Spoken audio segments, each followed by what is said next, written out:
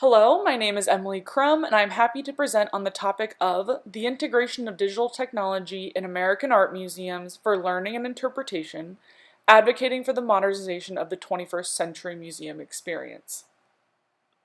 While we unfortunately cannot be together in person, I wanted to show my face before I begin with the meat of my presentation, which will be completely voiceover with my slides, with images and things.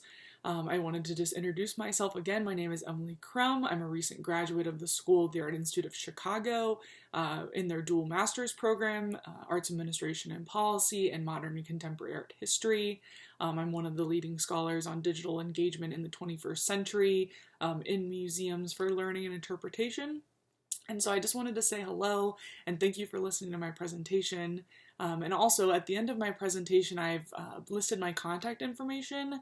You're more than welcome to email me or connect with me on LinkedIn if you have any questions or any comments, or if you work for a museum and you want to talk to me about your digital engagement, I'm more than happy to talk to anybody about the topic I'm very passionate about.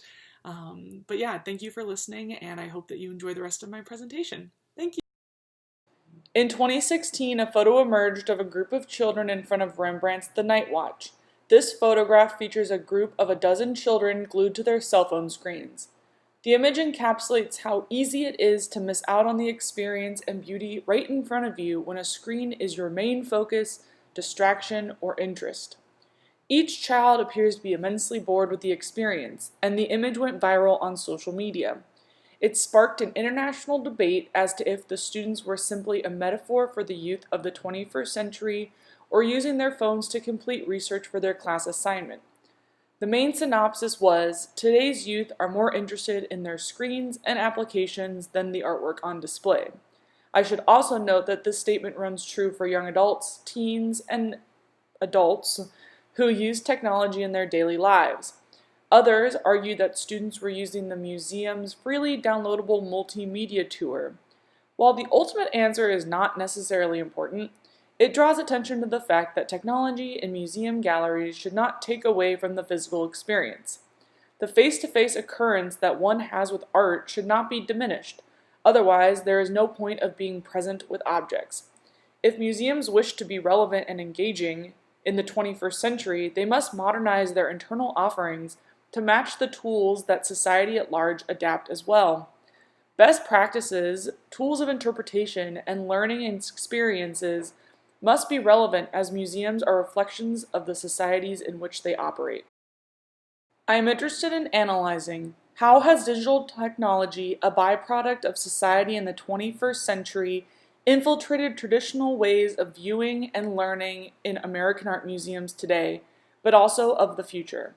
By utilizing these tools to facilitate new ways of interaction and engagement with the museum's collection, technologies allow museum patrons the opportunity to experience, analyze, engage, and even play with the museum's collection in a new and innovative way. I am investigating how the integration of digital technology makes art museums more accessible, immersive, and interactive by utilizing digital learning tools. Digital technology, a modern tool of the world today, allows museums the opportunity to deepen the experience with art and modernize traditional ways of informal learning. They are tools and should be viewed as such for audience engagement and can revolutionize the art museum experience if viewed strategically and with purpose. A well-designed application should not solely exist through an experience on a technological platform, but should also encourage direct interaction with the artwork on display. For instance, I have 3 examples of digital technologies broken into 3 categories on this slide: augmented reality, interactive digital spaces, and personalized matching. Each type of technology utilizes programs and features to provide unique experiences in each museum.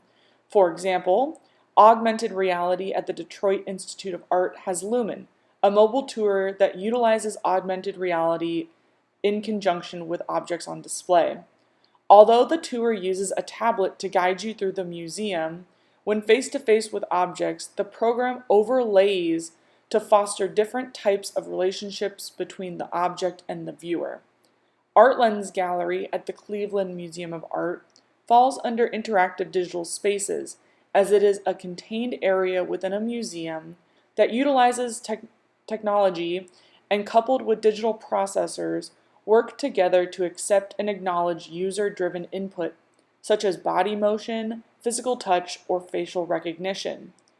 The Cleveland Museum of Art chose to develop a space and subsequent technology that is hands-free and relies on, quote, interactive gesture sensing projections that respond seamlessly to body movement and facial recognition as you approach, immersing you in the experience, end quote.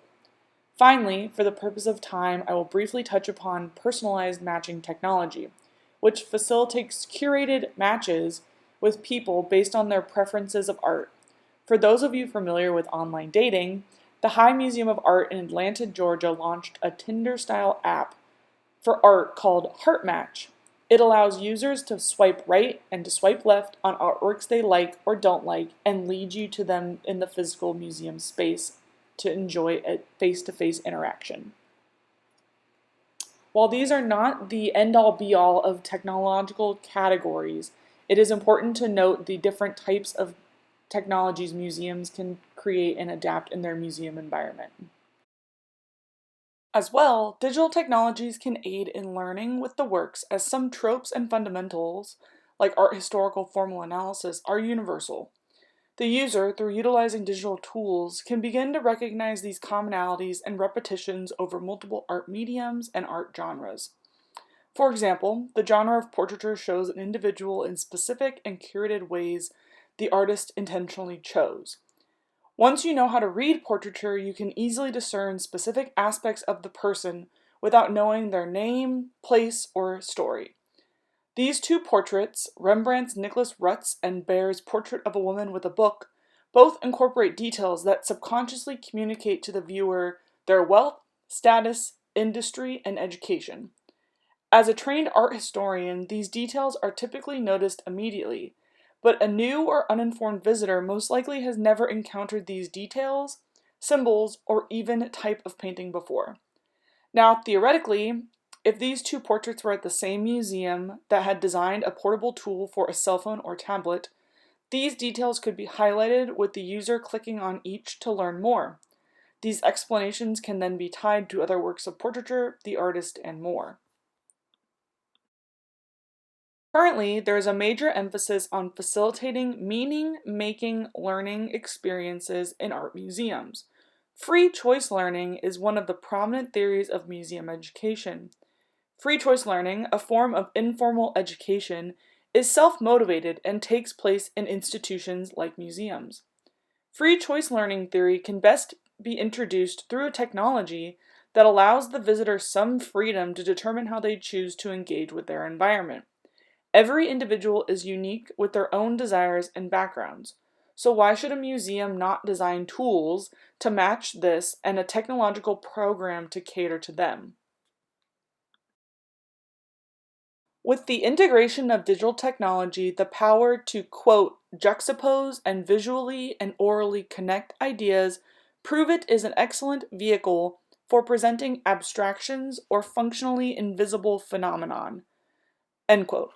These new types of media within the museum space expand the possibilities for learning that cannot be done by humans alone. If a program incorporates video or images, quote, media can support and complement the presentation and interpretation of objects and phenomena in ways that the object and phenomena alone may not be able to do it. In addition to broad, overarching concepts, media has the capacity to illustrate change, an attribute difficult to convey in topical, static displays.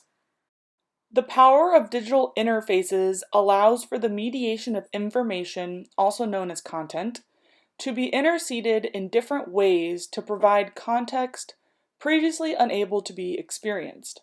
Digital technologies offer museum visitors unprecedented opportunities to meet their needs and interests while simultaneously expanding their potential for learning.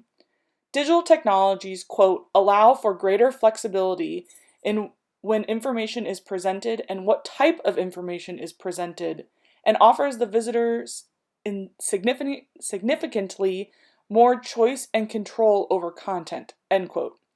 These technologies have the possibility to create visual contexts for objects, like placing them in their appropriate historical and cultural context, and aid in visitor understanding and interaction with the objects on display. By meeting the needs of and facilitating learning experiences for museum visitors, the integration of digital technology is evidently a vital and smart investment of museum resources. For example, Dr. John Folk, the leading scholar in informal learning theory, breaks down and identifies 7 types of museum visitors: explorers, facilitators, experience seekers, professionals/hobbyists, rechargers, respectful pilgrims, and affinity seeker. I believe there is a new type of museum visitor that has emerged with the rise of social media and digital technology. Cultural participants, I propose, come to the museum to take photographs for social media posts, selfies, geotags, and even TikTok videos, to show they are in touch with socio-cultural institutions. I digress.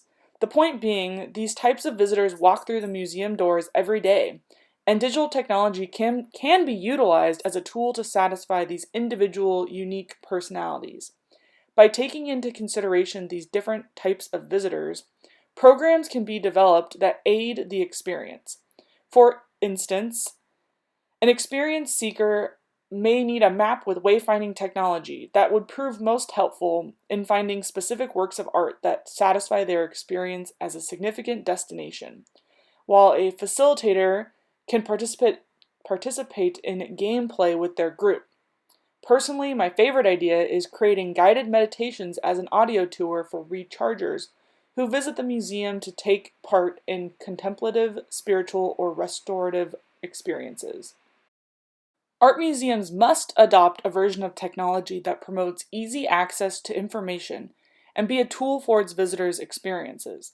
The possibilities of digital technology, like the ability to reconstruct context, reenact the process of creating pottery, and create your own tour, fills in gaps of information that museums do not provide due to a variety of constraints or inabilities to adequately describe the processes into words. For example, this clip here shows the process of an artist making a sculpture from Africa. This video, as part of the Detroit Institute of Art's Lumen Technology, demonstrates the complex processes of sculpting the detailed work of art next to it. These layers of information are not typically present in the museum, yet humanizes the process of creating the work of art, which is sometimes forgotten. Speaking as a museum professional, I think we forget sometimes that the process is just as interesting as the product. Arguably, it adds to the significance of the work of art in front of you. As tools of today, digital technologies will only become more embedded into the day-to-day operations of our society. I cannot fathom or predict what shape or form these will take, but I recognize the phenomenon already taking place and the impact it will have on the future. Even back in February, when I submitted this proposal, I had no idea the future of COVID-19, nor could I have predicted that across the museum sector, museums were to widely adapt digital engagement and digital technology as a response. While it has been a learning curve, I think my work is even more important to highlight as museums are balancing out and realizing that these tools, programs, and new initiatives are vital additions to their programming. Not only does my work seek to prove this statement, but highlight the importance of advocating for the thoughtful, strategic, and practical application of digital tools within the museum space and even online. As technology continues to be integrated into formal learning environments, informal learning situations like museums must replicate the employed methods of knowledge production. For example, virtual field trips for the upcoming school year when schools are no longer in session physically. In closing, digital technologies must still promote close looking and personal interaction with the museum collection and works on display. Careful to not embody Mr. Van der Waals' photograph with the children glued to their screens and Rembrandt's The Night Watch patiently waiting to be viewed. Thus, I propose the question: What will the future of museum learning technology look like?